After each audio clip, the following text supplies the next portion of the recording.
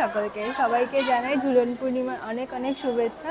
প্রত্যেক বছরের মতো এই বছরে ইছাপুর নবাবগঞ্জে কিন্তু ঝুলন মেলা উপলক্ষে বিশাল বড় মেলা বসেছে।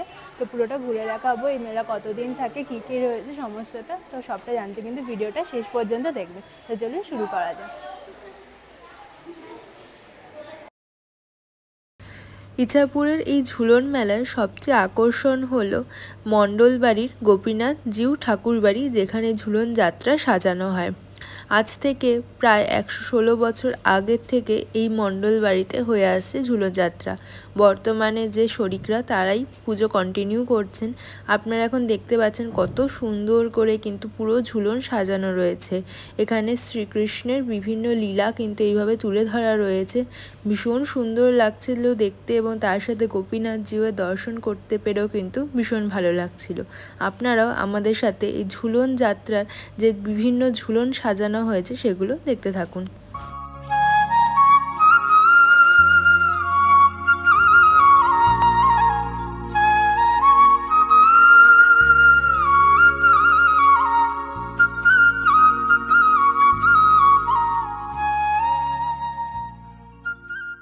এই ঝুলন সাজানোর জন্য কৃষ্ণনগর থেকে বিভিন্ন মাটির পুতুল এলে কিন্তু সাজানো হয়, দেখতে যার জন্য আরও বেশি ভালো লাগে।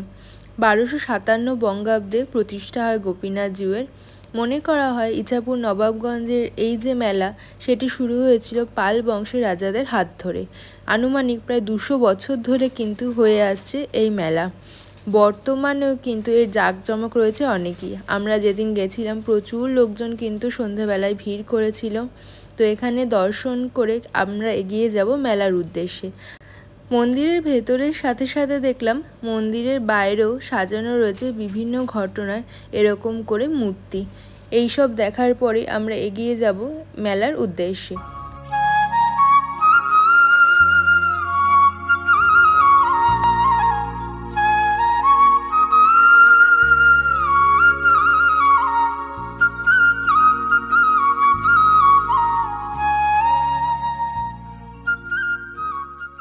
প্রতি বছরের মতো এই বছরের রাস্তার দুধার ধরে মেলার বিভিন্ন দোকান বসেছে একদম গঙ্গার পাড় অবধি, এবং তারপরে গঙ্গার পাড় ধরেও কিন্তু অনেক মেলার দোকান বসেছে।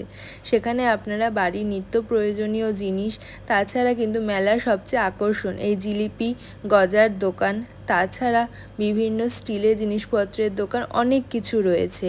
পুরো মেলাটা ঘুরে দেখতে কিন্তু বেশ খানিকটা আপনাদের সময় লাগবে, কারণ অনেকটা জায়গা জুড়ে কিন্তু মেলাটা বসে। আমরা বিকেল পৌঁছে গেছিলাম।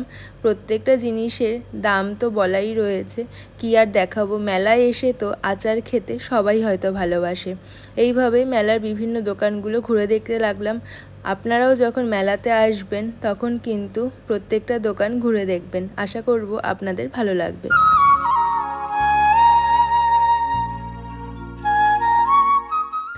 মেলা দেখতে দেখতে পৌঁছে গেছি এই মেলারই দ্বিতীয় মন্দিরে, যেটি হলো রাধা গোবিন্দ জিউ মন্দির। এই মন্দিরেও কিন্তু ভীষণ সুন্দর করে ঝুলন সাজানো হয়, তাছাড়া শ্রীকৃষ্ণের বিভিন্ন লীলা তুলে ধরা হয়েছে। এই বছর কিন্তু রয়েছে দেবী গোষ্ঠ। প্রত্যেক বছরই আলাদা আলাদা লীলার কাহিনী এখানে ঝুলন যাত্রায় সাজানো হয়। এই বছরও ভীষণ সুন্দর লাগছে দেখতে, প্রত্যেকটা সাজানো একদম যেন জীবন্ত মূর্তি এখানে বসানো। চলুন আপনাদের দেখাই এই রাধা গোবিন্দ জিউয়ের এই বছরের ঝুলন যাত্রা।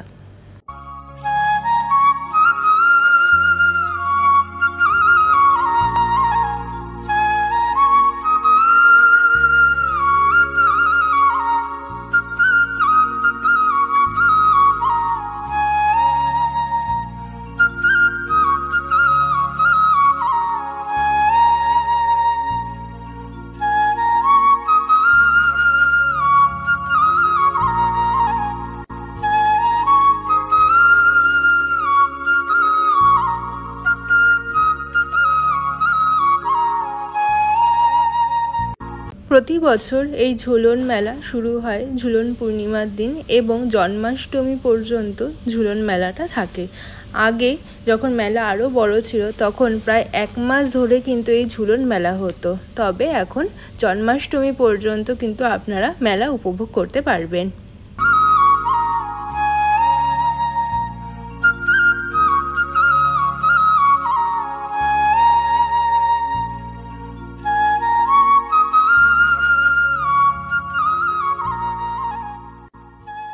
মন্দিরের চারিদিকের বারান্দা জুড়েও কিন্তু রয়েছে শ্রীকৃষ্ণের জন্মলীলার থেকে শুরু করে বৃন্দাবন লীলার বিভিন্ন অংশ।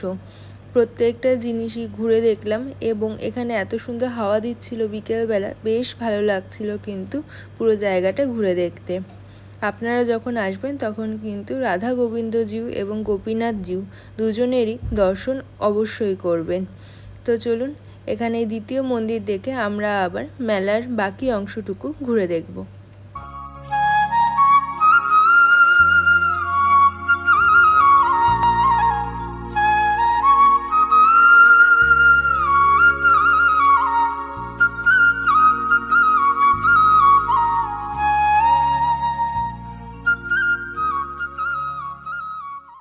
রাধা গোবিন্দ জিউয়ের মন্দির থেকে বাইরে বেরিয়ে দেখতে পেলাম অনেকগুলো ফুচকার দোকান বসেছে, তাছাড়া কিন্তু ঘর সাজাবার জিনিসের দোকানও বসেছিল। এখানে দেখলাম এই বছর প্রচুর কিন্তু বিভিন্ন ধরনের খাবারের দোকান ছিল। স্পেশালি দেখলাম ডমিনোজ পিৎজারও একটা দোকান রয়েছে, তাছাড়া এই বেলুন ফাটানোর দোকান, সমস্ত কিছুই রয়েছে কিন্তু পুরো মেলা জুড়ে।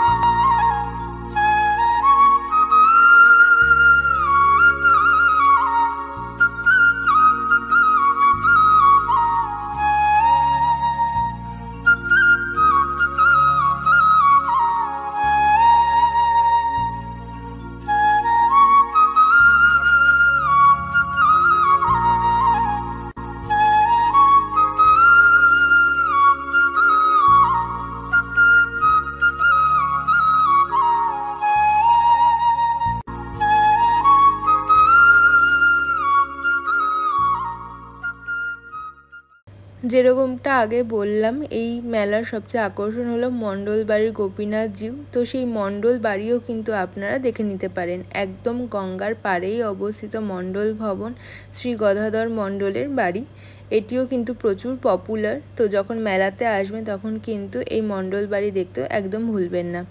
হাঁটতে হাঁটতে চলে এসেছি একদমই গঙ্গার পাড়ে। গঙ্গার এখানে বেশ কিছুক্ষণ এবার সময় কাটাবো। ভীষণ সুন্দর হাওয়া দিচ্ছিল গঙ্গায়, এবং এরপর গঙ্গার পাড় ধরে সোজা হেঁটে মেলার বাকি অংশটুকুনি ঘুরে দেখব।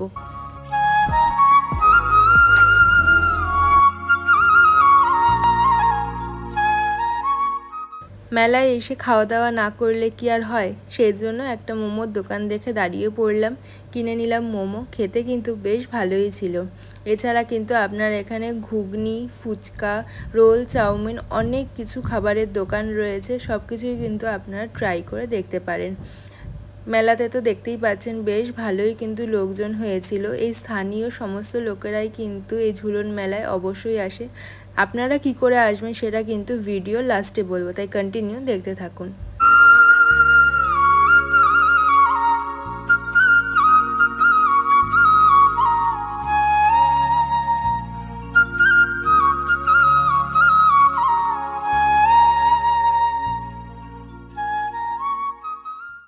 হঠাৎ চোখে পড়ল ভীষণ সুন্দর একটা চাবির রিংয়ের দোকান, যেখানে কিন্তু বিভিন্ন ধরনের চাবির রিং পাওয়া যাচ্ছিল। তো পছন্দ করে একটা কিনে নিলাম।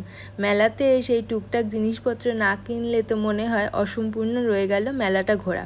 তো চলুন এবার আপনারা কি করে আসবেন সেটা জেনে নিই। মেন লাইনের ট্রেন ধরে চলে আসবেন ইছাপুর স্টেশন। এরপর ইছাপুর স্টেশনের 1 নম্বর প্ল্যাটফর্ম থেকে বাইরে বেরিয়ে আপনারা পেয়ে যাবেন অটো।